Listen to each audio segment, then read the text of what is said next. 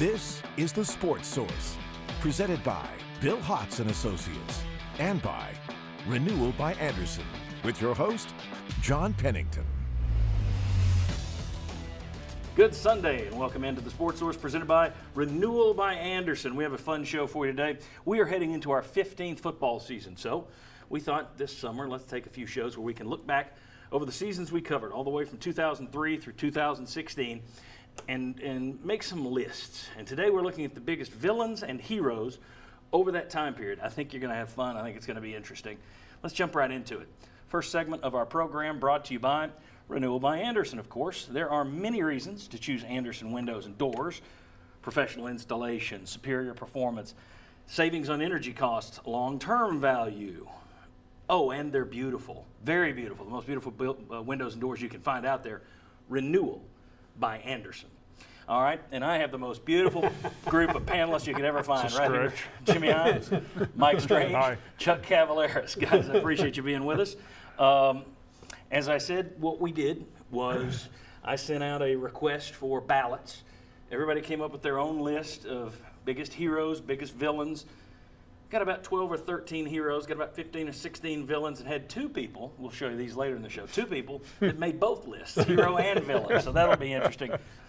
But what we've done is I kind of tallied the votes just to see if you got one vote, you're in this category. If you got two votes, you move up a category. So we start with those people who were tallied by at least two of us. So let's look at this group of heroes. All right, this is your lowest group of hero, 12 to 6. Derek Barnett, the big Derek Barnett, of course, the all-time sack record that he set this past year. The Big Ten, Tennessee is 4-1 in bowl games against the Big Ten since 2003. The Colquitt brothers, Dustin and Britton, do what Colquitts do at Tennessee. They punted well. Inky Johnson, obviously, has become a motivational speaker that goes all across the country after his injury. Peyton Manning didn't play in this period, but we put him in here because this is a guy who's continued to be the face nationally of the program. He's always around UT, always associated with UT, and now he's a donor, big donor. Nick Reveiz went from a walk-on to a tackling machine.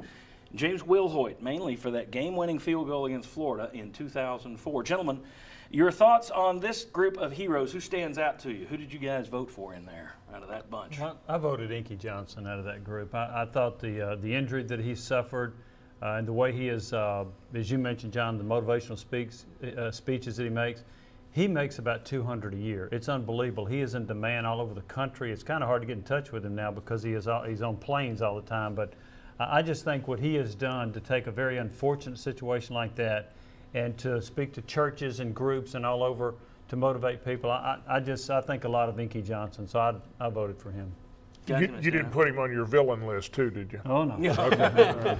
Anybody stand out to you guys? Well, I voted for most of those guys, and I'll mention James Wilhoit. I heard Jimmy a while back, it's been a while back now on the radio, say he was the number 2 scorer in Tennessee history, but that field goal against Florida, I mean, it's great to win any game on a 50-yard field goal, but Florida, my goodness. And that was right after he'd missed an extra point. So he went from villain to hero really quickly in that game, which showed a lot of mental strength to be able to go right back out there and hit the kick.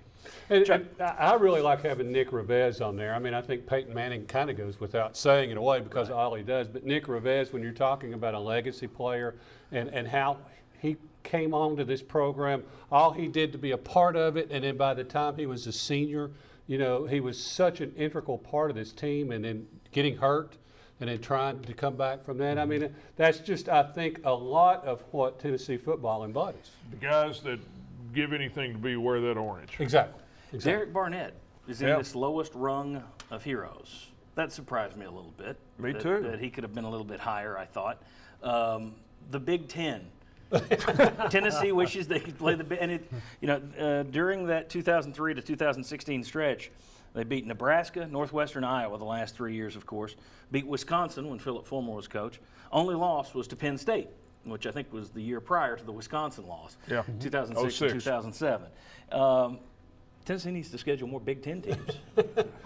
Or certain Big Ten teams. Right, certain ones. You know, that's a feather in Butch Jones's cap that maybe he doesn't get enough credit for. I mean, it's a people are generally disappointed by the time you get to the bowl game if you're Tennessee and it's, not the Sugar Bowl or whatever. But to beat 3 Big Ten teams decisively in a row. What's funny is you hear, though, the people that don't like him just go on Twitter, and it's always, well, anybody can beat the Big Ten West. That doesn't count, Big Ten West. It's like, well, it would count if he lost. Yeah, I'm really. guessing You're darn they'd right it count would. it if he lost. You're But darn right it would. it's one of those things where if you win, and if you lose, aha. I give him credit for that. I do too. But there's a stereotype about the SEC and Big Ten. And it seems like when Tennessee's playing a Big Ten team, that stereotype comes through. Unless it's Penn State. They beat Michigan, they beat Ohio State. Penn State's the one that's been a repeated That's thorn. true. And they should have beat Penn State in one of those in that area you're 06. talking about, except Yeah. for the Fumble. fumble by Aaron Foster. But those teams have not looked to be real fast and very explosive. And Tennessee's the faster, more athletic team. And give it to Tennessee, they've handled the Big Ten. Even in this recent upswing, I mean, when they're not back to where they were when you had that world-class speed and you're in the top 10 every year, but even these last 3 years, they have looked like the superior physical team. And that Northwestern team that people laugh at, well, they ranked number 12 in the country at the time. They beat Stanford to start the year. Yeah. Sure did. That was a good team until Tennessee whipped them. More Big Ten teams. That is the list. Hey, when we come back, and that's how this show's going to work. We're going to talk about some of the heroes, some of the villains. Next, we look at villains. Some villains you might not think of or might not have thought of. We got one name that I think is a surprise on the list. We'll see if you're surprised by it. Come on back on the Sports Source.